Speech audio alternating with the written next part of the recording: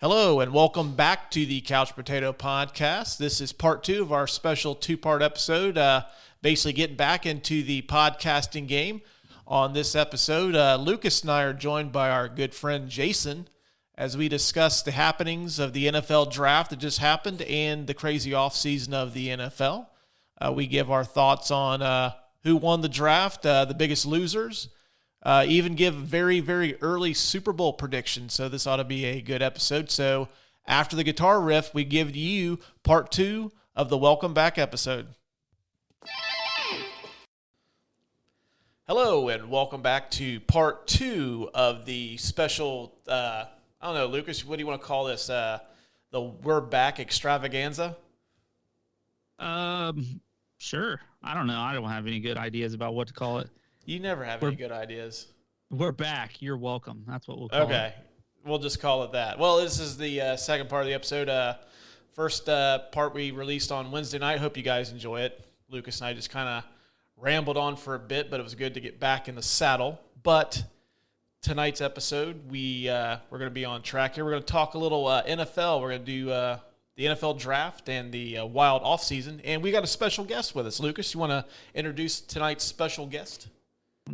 He is the man, the myth, the legend, the Chesh.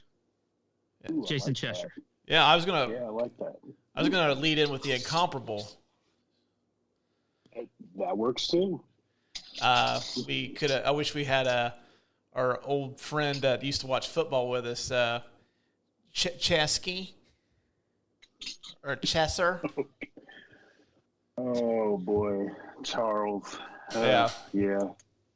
Definitely miss that guy. Yeah, He's probably making babies somewhere. it could be. 13, Getting paid to 14, watch his 15. own You know. babies. Yeah. Come on now. Well, we'll save that just for a special episode. Former friends that do nothing but make babies.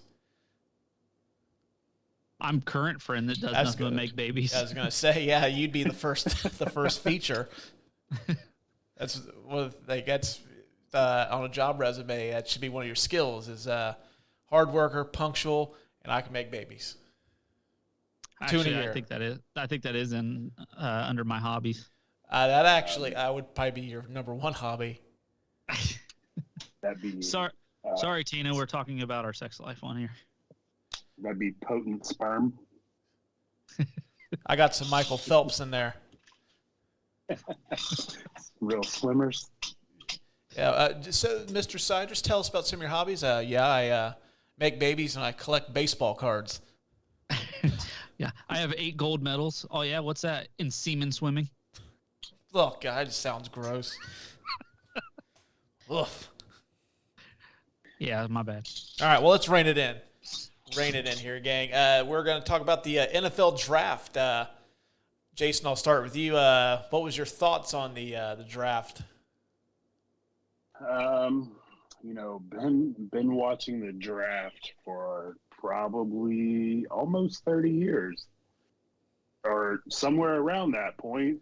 And it was just, to me, it was like it lacked star power. Mm-hmm. You know, usually you can watch the first 3 rounds and be completely into it. And then 4th through the 7th round, you got to follow the analyst. But no, it was like, as soon as you got to the 2nd round, hell is this guy? Like, who is this guy? I mean, even 1st round, Patriots picking Cole Strange. I mean, Well, it wouldn't be the draft without the Patriots reaching in the 1st round for somebody that nobody's heard of except for Mel Kiper and Peter Schrager. but I mean, it's Bill Belichick. I mean, I guess we'll just have to give him the benefit of the doubt. But Well, when I seen Yeah, that I pick don't come know. through the COVID year, they remember ESPN had that shot of his dog in the war room. He's nowhere to be found. Yeah. It's like, did the dog pick him? And it's like, shit, it's too late now. yeah, I mean, I don't know. I had it on all day Saturday, and I was working, and I looked over, I'm like, I have no idea who these guys are. Mm-hmm. But, I mean, it could be interesting to see what works out in the season. So, what teams did their homework? Mm. Lucas, what did you think about the draft? I thought actually it was a little like I only could watch the first round because I was busy with Making babies. the other rounds. Pretty much that's all I do. But the first round I thought was actually kind of wild. I couldn't believe that Hollywood Brown got moved because he's really the only wide receiver that the Ravens have. Mm. And Lamar Jackson can't throw anyway, so he makes him look really good. And then I just hate the Ravens. Hate everything about them. Hate their colors. Hate their quarterback. So I was actually pretty glad about that trade. And then A.J. Brown getting traded, that one really caught me off guard. Yeah. Yeah, because I know even a couple days beforehand, the Titans GM said that they weren't really looking to move him, and then all of a sudden, like, oh, yep, the Eagles got him. Yeah, I did not see that coming. And then, like I said, Hollywood Brown getting moved. Like, now what are they going to? And then they didn't even draft wide receiver. Who's that? Or until later. Like, I figured they would, if they're going to do that, the Ravens. Oh, yeah. I figured they would take, if you're going to trade right there, you get a wide receiver. But, well, I think at that point, though, all the good ones were off the board. I mean, like, for the guys that should have went in the first round, I think they were all off the board by then. Yeah, that's true. But, I mean, what happened with David Bell? Like, I feel like that guy was really good at Purdue, and then he just fell. And that's where we need a draft analyst. We're not going to sit there and sugarcoat this and sound like we're a group of experts here talking about this. I mean, Jason was even saying that, like, half these guys I don't know about. I didn't dig too deep into scouting reports after the first, 20 guys. So, yeah. How'd you feel? Your team drafted in the first round. We'll save our team grades for later on. But, I went into the draft, like Jason was saying, like it really lacked star power. I think it's because there wasn't I think it's because the quarterback class coming in was so weak. I think it had a lot to do with it because, I mean, last year, 5 quarterbacks went in the first round? And you had arguably, Trevor Lawrence was a megastar at Clemson. So, I mean, you knew he was going to be the number 1 pick. Arguably the best quarterback prospect since Andrew Luck, I would say, coming in. So, I mean, you had all that star power. But I thought it was kind of a fun draft considering. I mean, yeah, I think between – there being a lack of, a superstar. And then I think the offseason itself kind of overshadowed the draft just because of all the big names that moved. Because I'll tell you, the offseason was, the craziest I've ever seen in the NFL. Fucking Wild West out there. It seemed like every week there was a star receiver getting traded. Mm-hmm. And I think that kind of overshadowed it a little bit too. But I had fun. I mean, the trades were really, really cool. I mean, everybody kind of went where I suspected they were going to go to. I mean, you seen all the receivers going and stuff. So I actually kind of had fun. It was nice talking to you guys during it too. So yeah, it was a lot of fun. Yeah. I was kind of shocked though to see only 1 quarterback go in the first round, and it was actually the guy I didn't expect. It was Kenny Pickett. What did the Steelers pick? 21? 20. Yeah, and I was shocked that Malik Willis lasted to the 3rd round. Yeah. Where did Malik Willis go?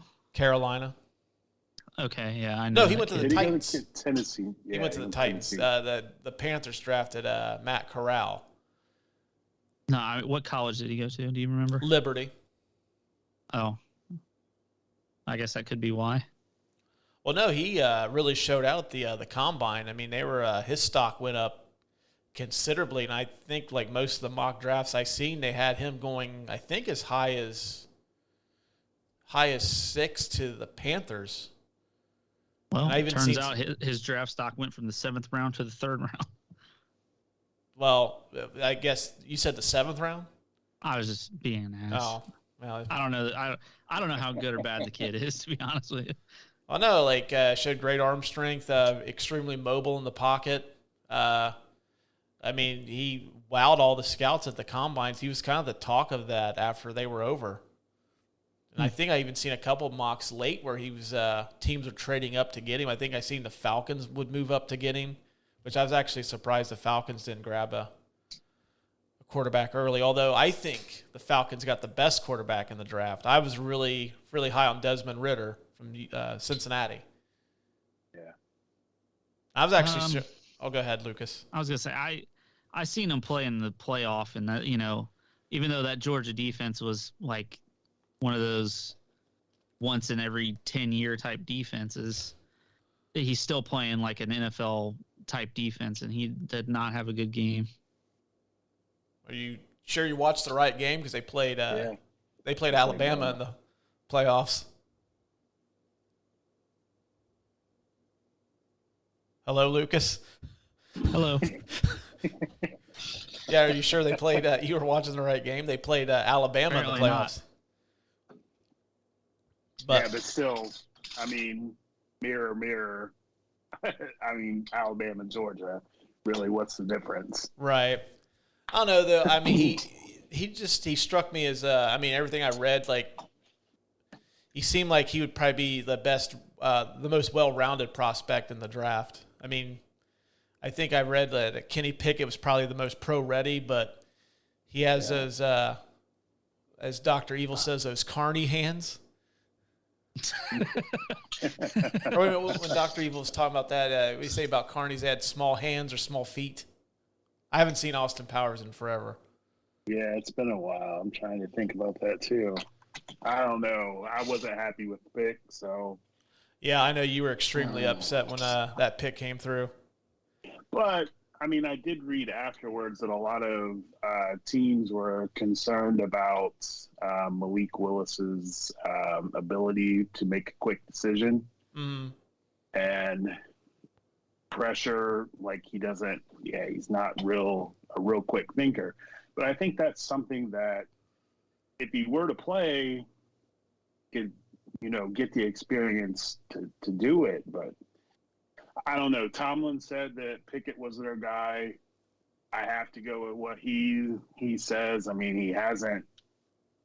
I think he's one of the better coaches in the NFL. I know Lucas is gonna chime in with his 2 cents, but I would agree. No, I agree. He is a good coach, and it's infuriating because I hate Pittsburgh. But I mean, I'll take his word for it. I mean, you don't have a job with the Steelers as long as he does if he doesn't know what he's doing. So if Pickett's the guy, I'll go with it. Yeah, like Kevin Colbert's retiring. He was how long was he their GM? He was there for over 10 years, wasn't he? Yeah. I know he didn't put together like the Roethlisberger like teams, but I know he was part of that staff. Like, yeah, I mean, they generally make good, solid. They always draft very well, so like I guess I would be somewhat optimistic that he's going to pan out. And I actually think the Mitch Trubisky signing was kind of a sneaky good one too. Yeah.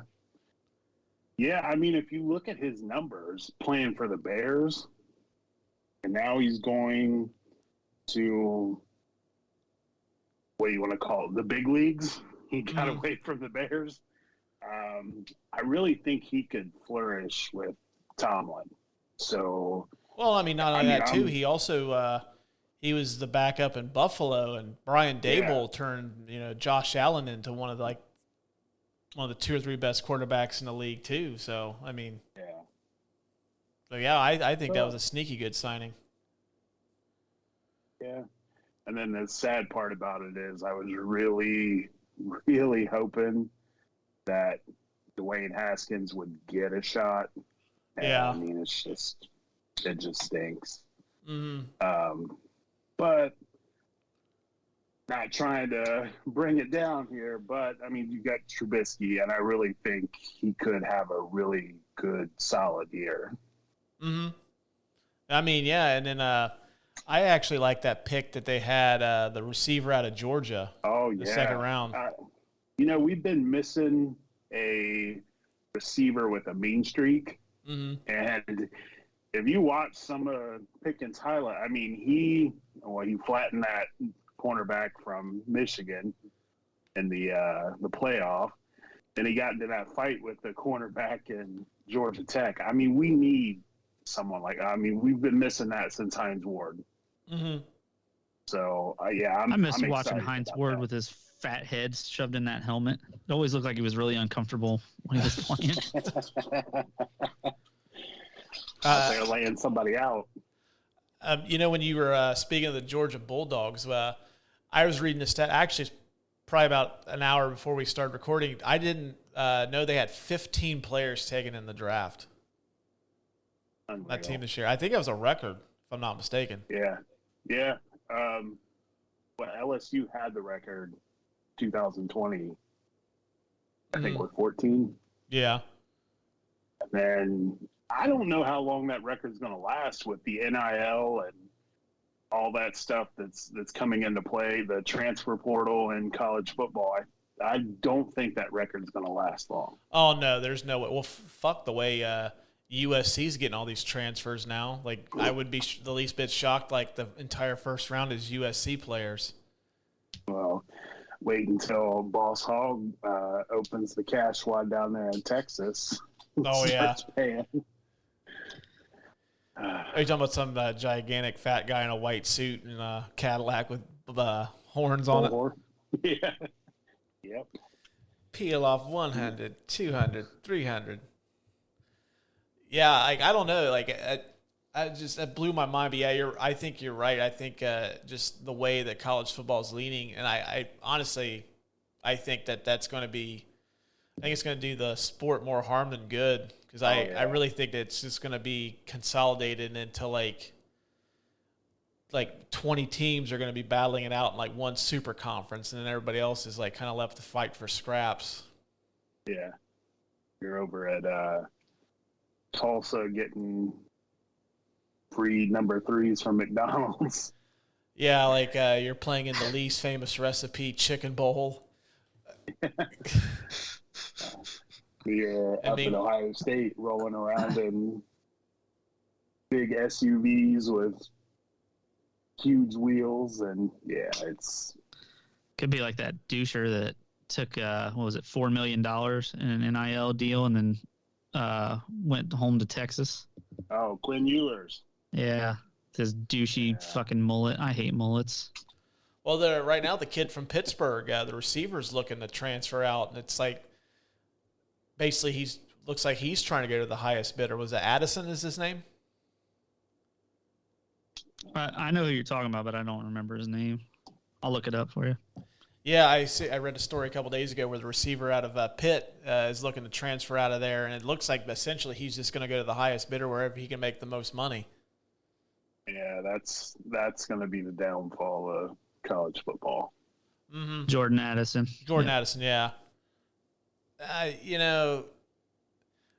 I think that the kid should get paid, but I think that they should have some kind of structure in place to where, like, you just can't go – it's not where you're going to, like, the highest bidder, you know? Yeah. Because that's where I see the sport going to is just, like, just a gigantic mega conference with, like, Texas, Oklahoma, Ohio State, Michigan, and are like probably more than half the SEC and Clemson and Notre Dame, and that's it. And then everybody else is just like, it's almost like you got the elite, and then you just like everybody else in Division I is like 1A or something, I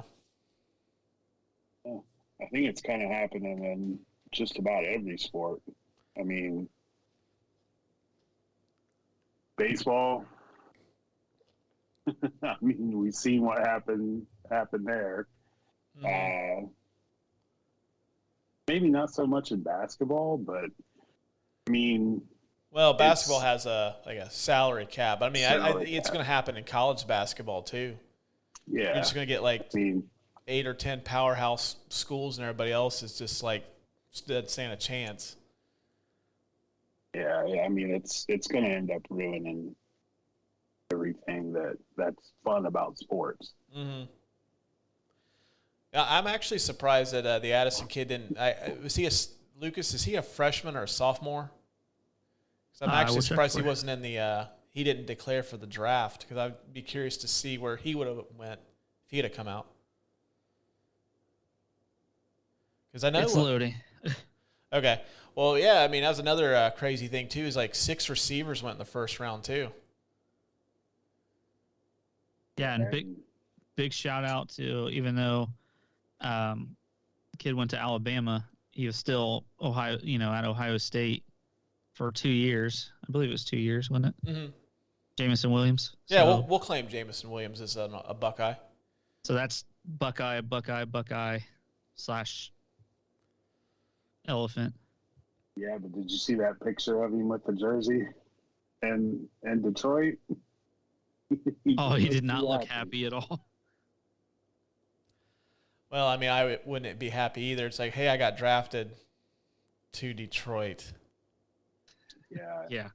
Although I will say the Lions didn't have a bad draft, though. That first couple rounds, they got a couple really good players that I think are going to help them out. Yeah.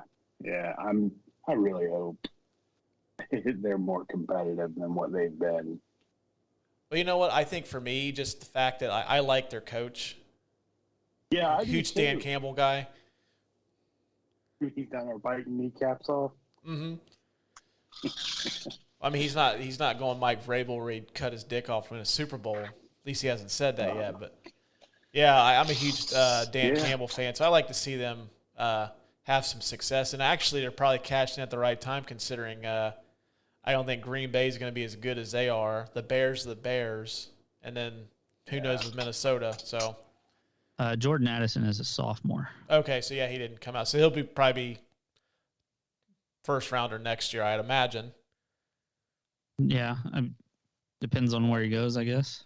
Well, Lucas, I'm relying on you to do these things. Do the research, like do the digging.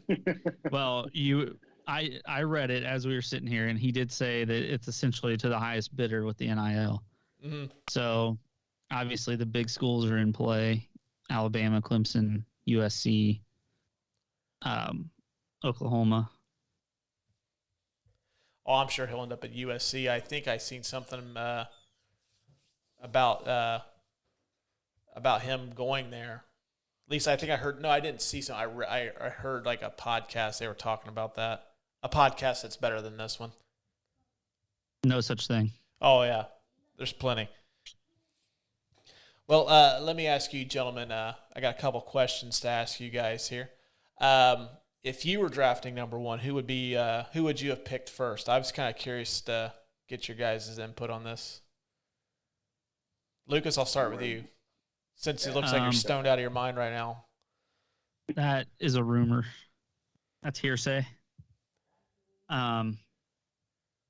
Well, we were talking about Lawrence being like a once in a generation type quarterback, right? Mm-hmm. I believe I said that on paper.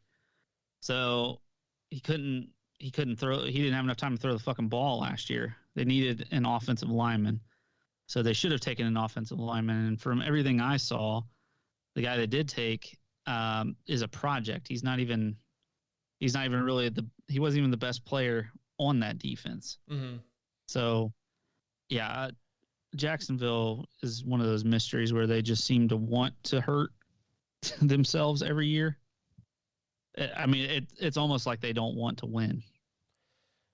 Well, I'm sure if Tony Khan had some input in it, they would have drafted Wardlow to be the offensive tackle. There you go. Watch Trevor Lawrence's blind spot. Be a good guy to do it, I would think. The dude's fucking huge. Right. Well, I think Jacksonville's trying to trade out of that pick. I think a lot of the teams that were in the top 3 or 4 were trying to trade out of that because they're, like Jason said, there wasn't like an elite talent this year, but no one wanted to make the move. So I think you just got to take who's there. Jason, I mean, what would you have done if you were Jacksonville's GM? Well, first off, I'm sure you would have built a better team than they have right now. But yeah. I don't think it could have been hard. Just get your resume ready. I'm sure on Indeed in January next year there'll probably be an opening. So I know I'm going to apply for it. I wouldn't doubt it. If you couldn't trade out of the spot, which I understand, not many teams were looking to take that number one spot because there wasn't a clear number one. Like Lucas said, you have to make what you have better. And I mean, Lawrence got killed last year. Why wouldn't you give him someone to block for him? And if you don't want to do that, the one thing this draft did have was receivers. Mm-hmm. You could have drafted any number receiver, and I think everybody would have been, oh, okay, well, it makes sense. You have Trevor Lawrence. Now he has someone to throw to. Christian Kirk I think Christian Kirk. Yeah, Christian Kirk. Yeah, he's not the answer, and they gave that guy so much money. I mean, well, he's the guy I think that kind of kickstarted this whole receiver craze is the fact that, he's getting what he get like a $75 million contract.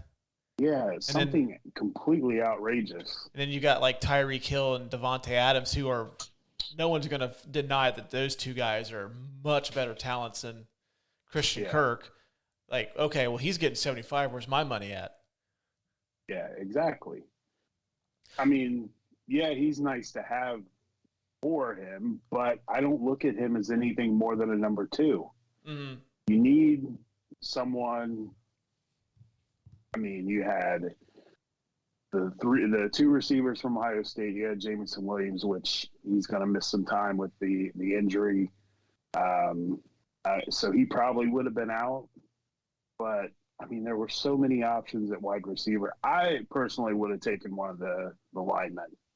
Well, let me ask you this. Do you think that receiver, the position, has gotten to that point now to where they have a solid case to be the top pick? Because usually in the draft, it's like the cornerstone positions. It's either a quarterback, a left tackle, or like basically the tackle to protect your quarterback's blind side, or a pass rusher.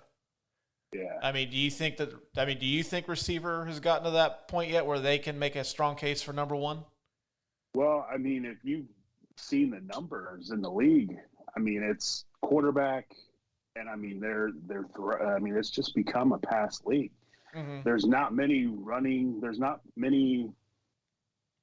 you want to call it? Cadillac running backs anymore.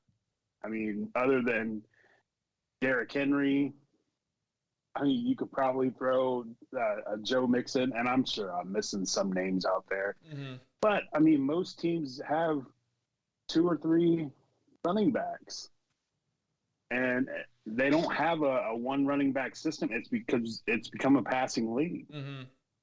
And, I mean, we're seeing record numbers out of quarterbacks. I mean, look what Joe Burrow did last year. I mean, he threw for 500 yards and, again, come close a couple other times. Mm-hmm. I mean, it's just I think before long we're going to see that receivers are going to be one of the elite. It's going to take over the running back spot because I just don't see the teams running the clocks anymore. You don't see that. Well, I personally think that receivers already taken over as the more important offensive position than the running back. It just, like you said, that teams now, there's not really too many workhorse backs anymore. The guys are getting 25, 30 carries a game. Yeah. But I don't know, like, I guess for me, I think it's the fact that there's so many good wide receivers that I don't know if it's taken over as one of those positions that can make a case to go number one just because there's so many good guys out there. Yeah. Versus like an elite pass rusher. I mean, those guys are few and far between, and I mean, hell, definitely quarterback. So I don't know, but I think it's getting close. Yeah.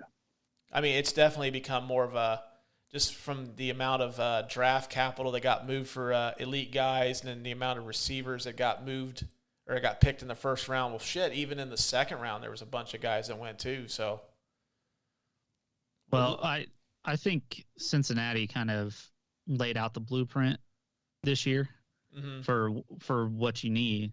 You need a good quarterback or he's a great quarterback. He's probably one of the best in the league, if not the best. I don't know. That's pretty high praise for Joe Burrow. I don't know if he's in that. He carried his team to the Super Bowl. He did.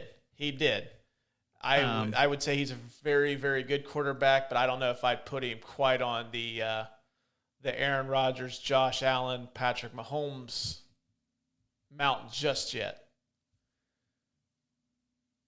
All right. He's top 10. Know. He's definitely in the top 10.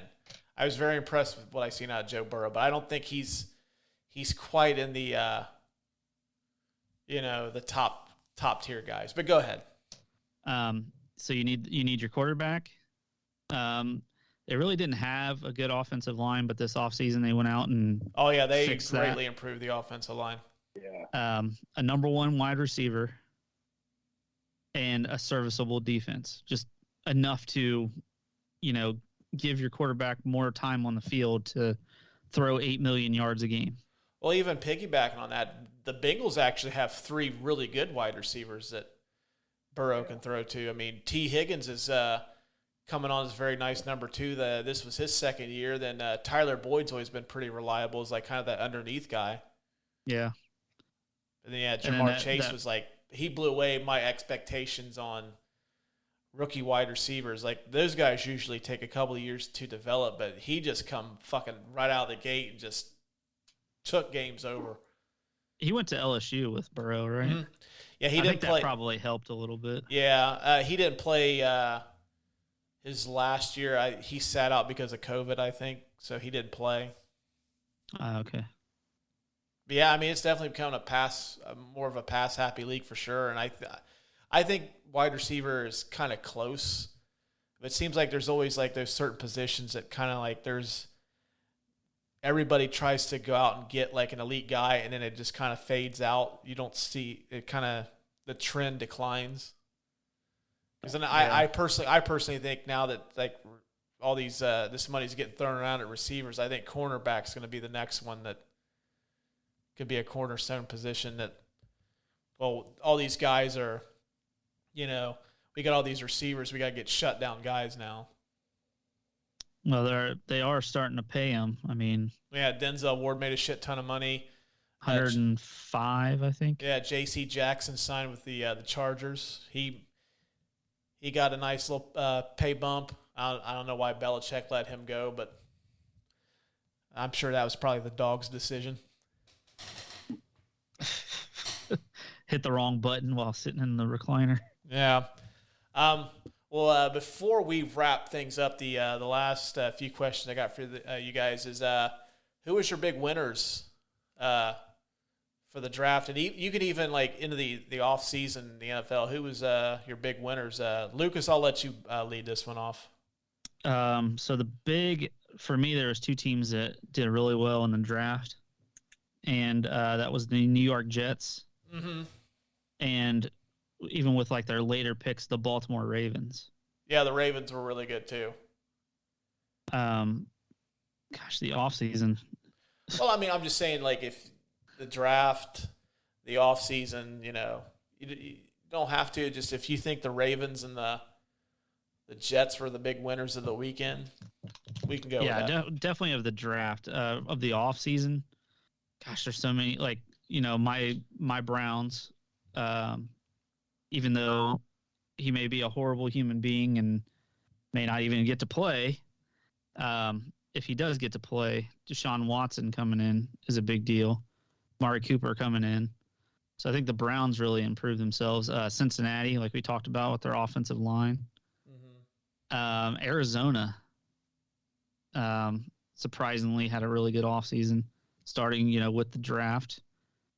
And, keeping Kyler happy, which he's like 3'6", so I don't know how he's going to throw the fucking ball anyway, but, hey, he does. Drew Brees made it work for a Hall of Fame career. I think Kyler Murray can do it too. Chargers too. Chargers had a great offseason. Yeah. They got Khalil Mack and J.C. Jackson. The Rams keeping pretty much their whole team together that won the Super Bowl. Well, I think with the Rams, that NFC is looking pretty barren. I think they could have lost some guys, and I still think they're probably one of the 2 or 3 favorites in the NFC to go back. Yeah, probably. Yeah. So, Jason, who won the weekend and who won the offseason for you? I'm going to give it to the Jets. And the only reason I'm giving it to the Jets is because they seem to be the joke of the draft every single year. and I think they absolutely killed it. Their 3 picks in the first round were exceptional. Mm-hmm. I don't think any team could have done as well as they did with that. And yeah, I mean they're building something for the future. I mean they still have to go out and perform, but they've done the work on paper. You could have just summed that up and just said that Bob Saleh's not fucking around this year. Yeah, pretty much. I would mention another team, but F the Ravens. And I mean, as far as the offseason, I got to go with the Chargers. That defense is going to be absolutely scary. Well, considering how the AFC's shaping up, you have to have a good defense.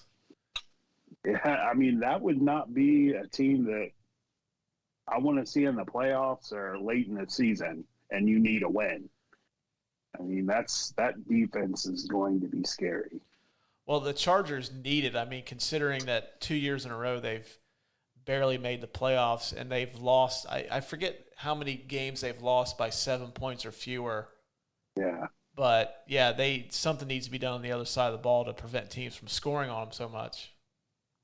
Yeah. For me, I had the Jets. I mean, getting from the mocks I read, Gardner, Wilson, and Johnson were all projected to go within the top 15. And then the Jets get them in the first round. And Johnson slipped to what, the mid-20s? Yeah, like 23, 24. Was it? Yeah, it was like 23 or 24. And the only red flag against him was his age. That was it. Yeah. I mean, if you're getting a guy in the mid-20s and you get 26. 26, yeah. So you get 7 or 8 years out of him. I mean, that's still a pretty good return on investment. Yeah. And then they got the best running back in the draft in the second round,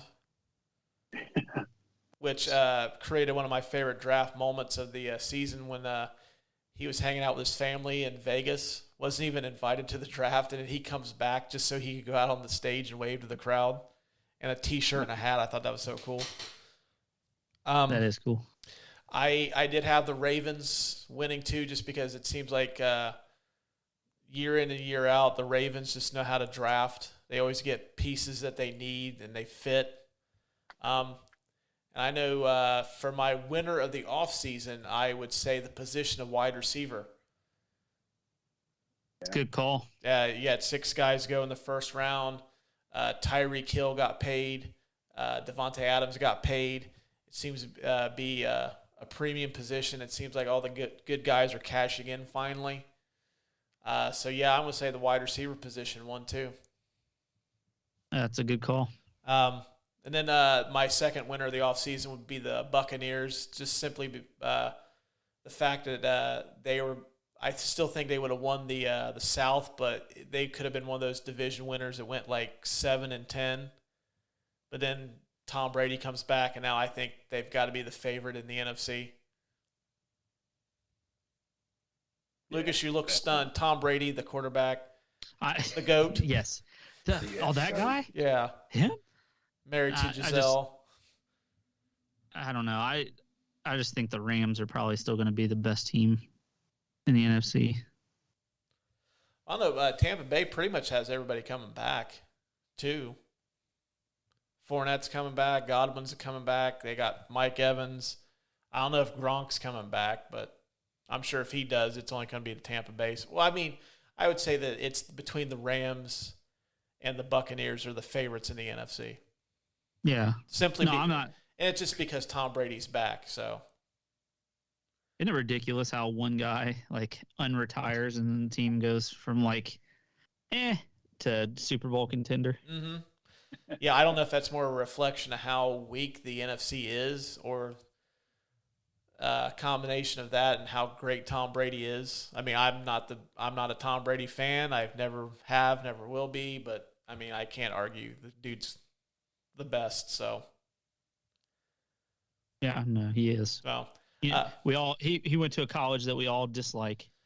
Yeah. So well, it's not just that is why I don't like him, but All right. We went briefly into the big winners. Who is the biggest loser or losers? Jason, who do you have as the biggest loser of the NFL draft in the offseason? This one's going to kill me to say. It's Justin Fields. Really? I mean, the Bears did. I mean, what did they really do? I mean, this guy, you have a franchise quarterback, and the Bears have always just, they just don't do anything to kind of help out. And I mean, even in the draft, nothing. I mean, yeah, they got him a lineman, but I mean, this guy got killed last year and missed time getting hit. Mm-hmm. So, yeah, I mean, and they didn't get him any weapons either. No. And I mean, what? Allen Robinson's gone, so you have what? Mooney. Mm-hmm. Pretty much it. Yeah, him and probably Cole Kmet. And yeah. I mean, David Montgomery's one of those guys that he's kind of a plotter in the Eddie George mold, like. Yeah. I mean, he's fun to watch when he's healthy, but how often is that? Mm-hmm. I mean, he usually gets 6 games in and then he misses 4 games. Right. And I mean, I really wish he could have been drafted by just about anybody else. And just, I don't know. I think he's probably going to be one of those guys that has all the potential in the world, but nothing to work with. Yeah, he could end up being like Trubisky, like he doesn't work out the Bears and could end up in going to somebody that just knows how to harness his talents, and he could end up being a solid quarterback. Yeah, he just, I don't know, like I was excited for him when he got drafted, but then last year by the Bears, but I also felt like going into the draft, he should have went higher than he did. Oh, yeah. Yeah, but, definitely. Yeah, the more I got to think about it, I was like, fuck, man, he's going to the Bears, and they really haven't developed a decent quarterback really since Jim McMahon in the 80s. Yeah, I mean, Harbaugh was decent when he played there. I mean, they've had some solid guys, but they haven't had like a legit like stud quarterback since Harbaugh. I'm sure I'm probably missing somebody, but I mean, you could probably say Jay Cutler had a couple of good years. Yeah, Jay Cutler was decent with him too. But I mean, I'm hoping the coaching change will help somewhat. I don't know. If the Bears fans turn on you, I mean, it's hard to get that back. Mm-hmm. And I mean, Chicago is one of those tough cities, and they're not going to put up with. And I mean, it's not going to be his fault, but yeah, I just feel bad for him. That was actually a very interesting and good choice. I would have never. He didn't cross my radar, but yeah, I mean, Justin Fields being in Chicago, not a winning situation. Lucas, who's your biggest loser or losers? Well, the Patriots, because I don't really know what the hell they were thinking. For one, with that pick. Oh, with the first round pick, I think what happened was I think they were under the impression they were drafting Doctor Strange. And that probably would have been helpful. Belichick, I think, seen Spider-Man No Way Home, and he thought, like, shit, we could use somebody like that on our offensive line that can, like he could just, do open the portal, and, like, Mac Jones can avoid getting sacked. Mac Jones could throw himself a touchdown pass. That's what I think Bill Belichick thought. Or, like I said earlier, I think the dog, like, clicked the button, and Belichick was like, I mean, we've all played fantasy sports at one point. You always make that one pick that you've like, fuck, what was I thinking? You just kind of get rushed and you end up picking somebody, and then like after the fact, like, fuck, I didn't want to grab this guy. That could have been it too. Or you're on a podcast and you completely fucking forget which team played which in the college football playoff, and you make a total ass out of yourself. I think it's just because you're on vitamins tonight, Lucas. Some strong vitamins. And then I'm sorry, Russ, I got to do this, but I did not love that Cowboys pick in the first round either. No, the Smith, the tackle. Yeah. The minute they drafted him, I looked up his stats, and he was like one of the highest penalized offensive linemen in college football last year. Yeah. And I'm like, shit. Was it like 12 holding calls or something? Mm-hmm. Something ridiculous. Yeah, I don't think the Cowboys had a horrible draft, but I wasn't thrilled. Like, I don't know, like when they got CeeDee Lamb a couple of years ago, like we didn't really need a wide receiver, but I was like, fuck, we got CeeDee Lamb, the best receiver in the draft that year. Fucking A, I'll take it. And what did Seattle do this offseason? They grabbed they lost their franchise quarterback. Well, they didn't lose him. They traded him but they drafted the Cross kid, the tackle. Okay. And then I forget what they did with their other pick. I don't like Pete Carroll, so I don't give a fuck what the Seahawks did, to be honest with you. That grimy fucker. I've never liked Pete Carroll. I just think he's a fucking douchebag. Well, he did fuck over USC and then just completely dipped out of town right before punishment. I'll be honest with you. That's kind of how I want to quit my job. Just fuck them over and leave.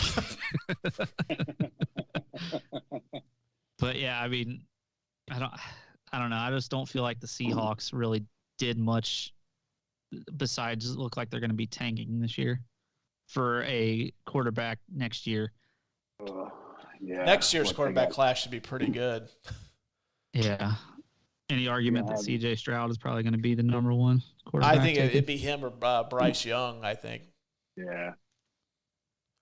Let's see. The Seahawks, Charles Cross, offensive tackle from Mississippi State.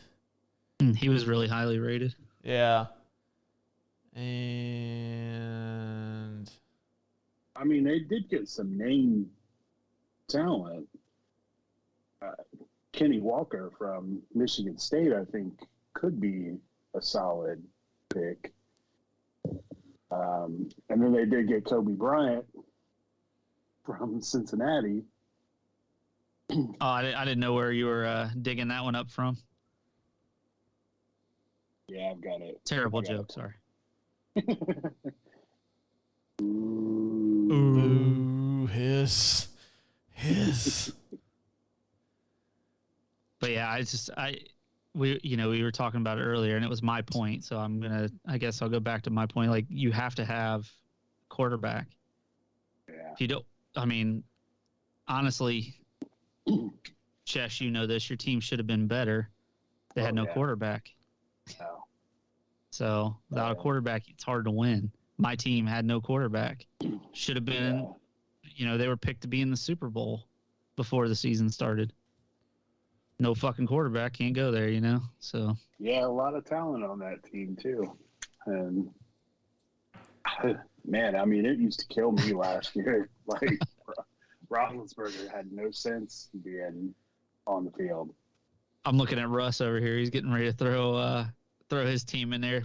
Should be in the Super Bowl probably every year as weak as the NFC is, but something always happens down there in Jerry World.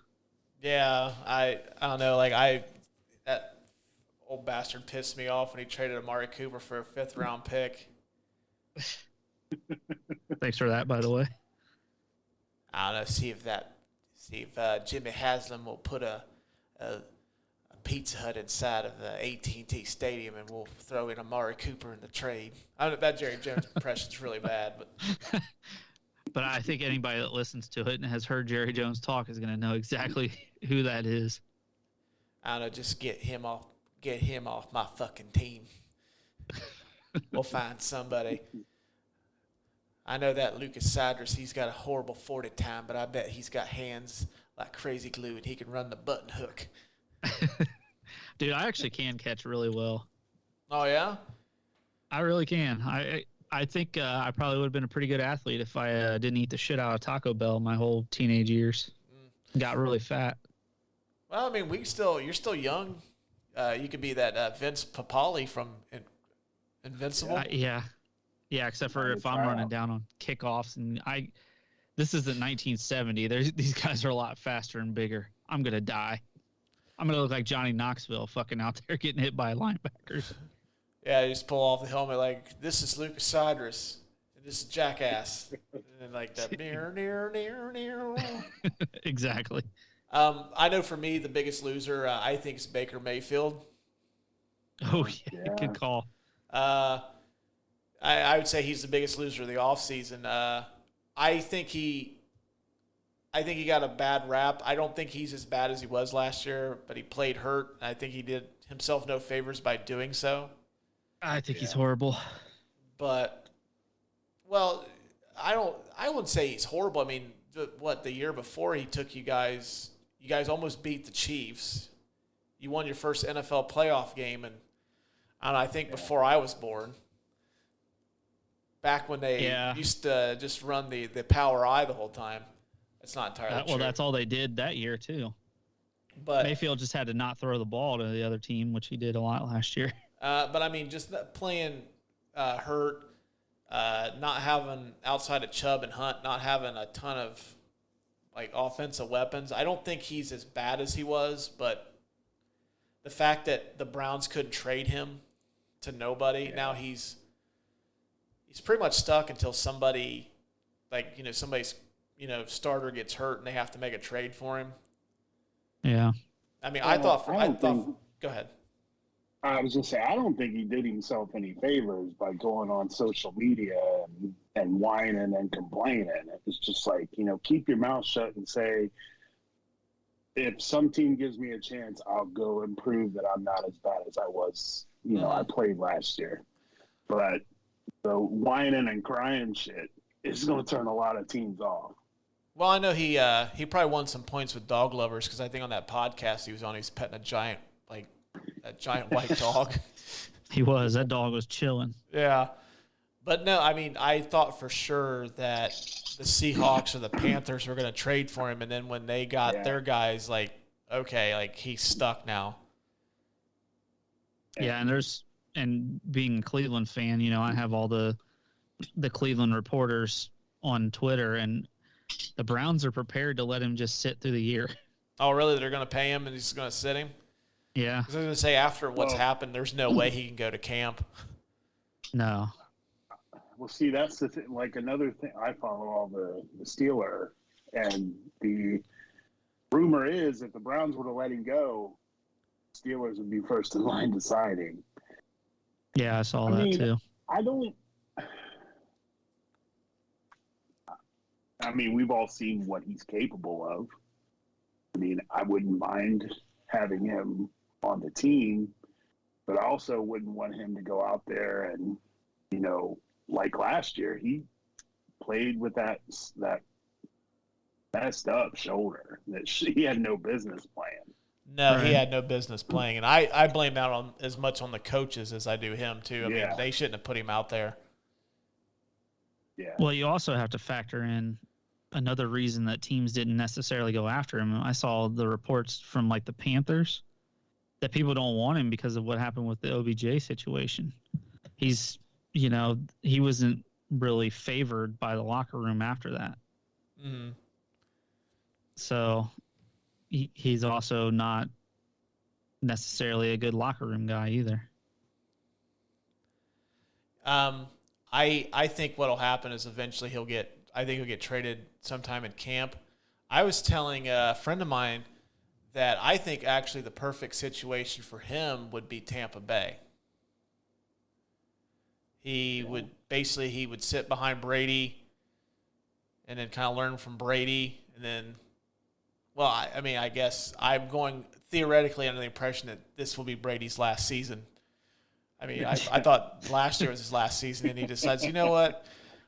I can't. I tried to be with Giselle and the kids. I did it for a month. I fucking hate it. Giselle's driving me nuts. She wants me to paint the fence. I have to fix the plumbing. I'm coming back. Fuck this shit. I was going to say, is he 65 yet? Because that's about when he's going to retire, it seems like. Well, you know what, though, man? I did not know that avocado ice cream did that well for your body, but yeah, I guess it did. So That I think sounds fucking gross. It does, but man, if it turns me into like a super athlete, because I'm getting close to Tom Brady's age now, so maybe I'll start buying it and just suck it up and It'd be like when Homer starts working in The Simpsons when he works out and eats those apple bars. It's all ripped and he decides he's going to climb that mountain. That'll be me. Just eating avocado ice cream. I'll look all shredded in the mirror. Like romaine. Like a romaine salad, man. But yeah, I think Baker's for me the biggest loser of the offseason just because he went from being at the beginning or the end of the NFL season went from being a starting quarterback to where now he basically is on a team with that's just going to pay him, and the Browns felt that they had to go get Deshaun Watson because of him. So, and no one wants him. So he's the biggest loser to me. Yeah, that's a good call. Yeah. God, you guys sound so smart, and then there's me. Well, you got to come prepared. That's why I had Jason come on too. It's a good call. You should always have Jason on here, I guess. That's right. Well, if you lay off the devil's lettuce. Honestly, even if I didn't know enough about the NFL draft I mean, I try to do some research on it, but I don't know who the fuck these kids are. I don't watch anybody but Ohio State. Yeah. Well, see, that's my thing. I'm the guy to watch Ohio State when I can, and there's number 1 Alabama versus number 3 Georgia. I think I'm gonna sit down and watch this. Yeah. Sorry. It's all right. Well, the last question I have, I will ask you. How do you think you guys happy with your team's off season? Sad? Indifferent? Oh, I'm excited. I think all the holes were filled. So, I mean, we've got a couple of good quarterbacks going into the season. We have a young running back. You talking about Nodge? Yeah, Nodge. I don't mean to interrupt you, but you being a Steelers fan, do you follow Epitome of a Yinzer on Twitter? No, I don't. No, dude. Go put it down. Go follow Epitome of a Yinzer. Just watch some of those videos. It is fucking amazing. I just happened to I was listening to Pat McAfee's show, and he was talking about it. So I'm going to head over here and see what this is all about. And it's fucking amazing. It's this fucking old guy, his son, and I think the grandpa. They're watching Steelers games, and they call Najee Harris Nodge. Nodge. Oh, nice. Yeah, I'll have to check it out. Definitely. It would be my recommendation of the week is check out Epitome of a Yinzer on Twitter. I mean, we got rid of Juju, so, I mean, I consider that a win. That's some good juju right there. My go ahead. Yeah, I mean, I'm excited to see what the receivers can do with a quarterback that can actually get the ball to them. I think we got good weapons on offense, and I mean, our defense is always there. So, I mean, they are getting older, but I'm excited for the season. Good. Lucas, I've actually, when I created my show notes for the night, this was the first question I had because I really want to hear. I mean, you and I have talked about it, but I really want you to put this out there in the open. What about your Browns? So it's a mixed bag for me.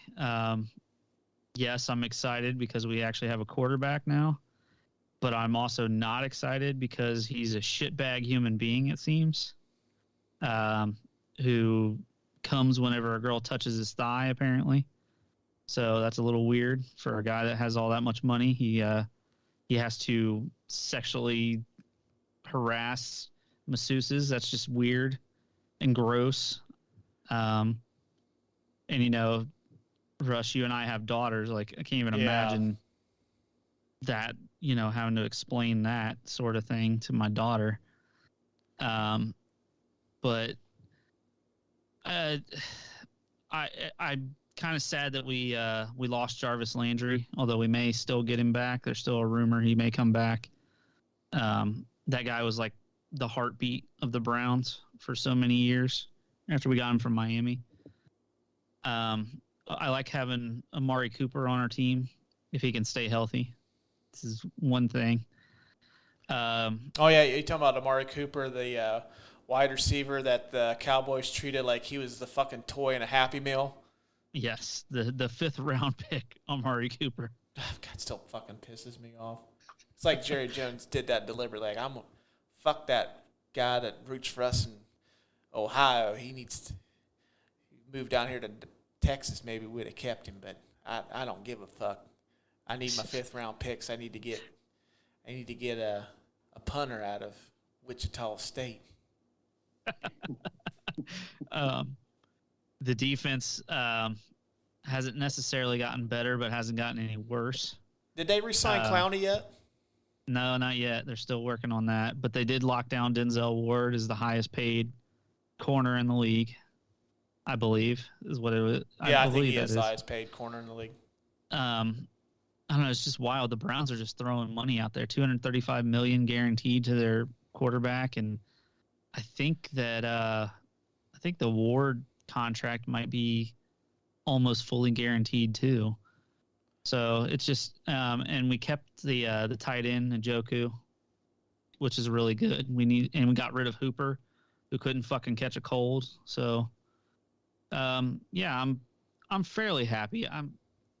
The moral part of me is a little split, but unfortunately, once football gets started, everybody's memory is about 5 seconds long. So we're not even until CBS and Fox and NBC remind us every single game about the allegations. We're not going to remember it anyway. I think it'd be one of those things where once you get into the season, it'll slowly fade away. People will forget about it, unfortunately. Yeah. So happy, but morally not so much. Oh yeah, and you know how I feel about Baker Mayfield. I thought he was fucking garbage. I don't care if he won a playoff game for us or not. I can't stand that guy. Yeah, I'm not a fan simply because of what he did at the Horseshoe a few years ago. But yeah, that was shitty. Yeah. What about you, Russ? How are you feeling about your boys? I'm the draft. I just think like they got a lot of good role players, but I don't know. Like none of the picks really wowed me. I said to you the minute it happened, I'm super pissed off that they traded Amari Cooper for a fifth-round pick. That still fucking pisses me off. And they kept Michael Gallup, who may not be ready by the time the season starts. And the Cowboys are wild, man. And the weird thing about it is the fact that after all that, I would say that they are probably still, if you were to rank the top 5 teams in the NFC, I think that they're probably still in the top 5. I mean, it's more of a reflection of how bad the NFC is, but yeah, but I mean, they still, as I've said a couple times on here, they have a quarterback. They have a quarterback, you have a chance. Yeah, they got a quarterback, and they've got an absolute wrecking ball defensive. Well, I don't even know what position you'd really slide him into, but man, like I kind of questioned that pick last year, but man, Micah Parsons is probably without a doubt now my favorite Dallas Cowboys player. I fucking love that dude. And I remember he was Penn State, right? Penn State, yeah, the linebacker. But Dallas kind of moves him around. I remember him being really good. Yeah, I'm really hoping that this Smith kid turns out to be half as good as Micah Parsons and even CeeDee Lamb. I mean, the Dallas Cowboys have hit home runs the last couple of years of their first rounders. So I don't know. I mean, it's just indifferent. I mean, like I'm still pretty pissed off that they let Cooper go. And then they also lost Larrell Collins too, and I don't know. Well, there's still some offseason to go, you know. Yeah, I was hoping if they were letting some of their offensive linemen go, they would have picked up some of them other guys that like the Bengals ended up getting. But I don't know. I mean, it's kind of indifferent. I mean, it's with you and Jason too. I mean, you're a Steelers fan. I mean, like we have teams that have certain expectations year in and year out. I mean, Dallas, you're a fan. You're always expecting them to be. It's Super Bowl or bust for them. I mean, Jason, same way that I'm sure being a Steelers fan, it's the same way with you guys. I mean, Lucas, it's a little different with the Browns. I mean, I think the expectation, like, if we get more than 4 wins, we did good. We're not picking number 1. This was not a bad season. Well, yeah, pretty much. We'll see what the expectation is now that they've, it seems like they're getting somewhere with their players, but we'll see. Right now, I don't want to be too enthusiastic because, as we talked about, the Ravens got better, Steelers got better, Bengals got better. I mean, that fucking division is murderer's row. Yeah. Yeah, just the AFC in general, like, the Broncos got better, the Raiders got better, the Bengals got better, the Steelers. I mean, I think essentially a warm body playing quarterback is an improvement for the Steelers. Yeah. I mean, Yeah. I don't know, like, towards the end there, Big Ben looked like that episode of Seinfeld when Kramer's trying to stretch out the jeans that are incredibly tight. And I know, Lucas, you don't watch Seinfeld, but Jason, you Seinfeld guy? Yeah, it's been a while since I've rolled through them, but every once in a while I see it on TBS. And you remember the episode where Kramer buys the jeans that are too tight for him, and then his friend Mickey asks him to watch the kid, and then he's lumbering around, and then the kid thinks that Frankenstein pretty much is watching him? That's kind of how Big Ben looked towards the end to me. Oh, my God. He was terrible. I mean, there was, like, towards the last part of the regular season, there was the one game where he had to throw them, like, into the playoffs. Might have been the last game of the year. But, for the most part, he was fucking awful. Yeah. Speaking of the strong AFC and the shitty NFC, guys did cause me to think of one more question to ask both of you. I know it's still incredibly early. I do plan on doing an NFL preview show close to the season. But right now, early Super Bowl picks. Jason, go. Ooh, I'll go Tampa Bay in the NFC. And I'm going to go back to Cincinnati. Really? I watched. We cut the cord. So, of course, I only got Bengals or Browns games last year. Yeah. So this could be the last year, too, because I know there's talk that Amazon or Apple could get Sunday ticket. Yeah. So, I picked the lesser of two evils and went and watched the Bengals games. Mm-hmm. And, I mean, they got better as the season went on. And then they went out and addressed the major issue they had, which was the offensive line. Mm-hmm. And we all know they were only one play away from winning that Super Bowl. Right. And I'm telling you, if that same team shows up and they have an offensive line, they're going to be hard to stop, man. It's not going to be fun facing that offense twice a year. Yeah. Lucas, who you picking? I'm having a lot of trouble with this because you were talking about the AFC being so stacked. Man, you got Denver. You got the Bengals. I'm gonna say Denver and the Rams. Really interesting. Why Denver? I mean, you made a case for the Rams earlier. Just because they have their quarterback now and they have the wide receivers there. I mean, it's a passing league. If I'm not mistaken, their defense is still fairly decently good, aren't they? Yeah, still got a good defense. So I mean, they've got the pieces. Mm-hmm. And I don't know. I'm really high on Russell Wilson, so I think anytime you have him on your team, you have a chance. Mm-hmm. I don't think you're ever out of the game. I mean, Seattle was horrible last year, but wasn't he hurt most of the year? Yeah, he had a thumb thing, and I don't think he fully ever recovered from it because he wasn't the same Russell Wilson last year.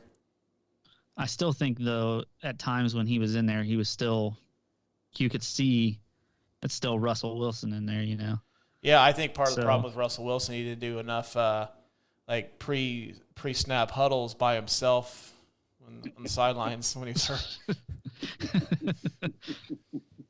So yeah, I'm gonna go Denver and LA. All right. For me, AFC, I kind of wanted to go with the Chargers because I'm a huge Justin Herbert fan. I love that kid. I think he's like the next big superstar quarterback. And then they added a couple studs on the defensive side with Jackson and Khalil Mack.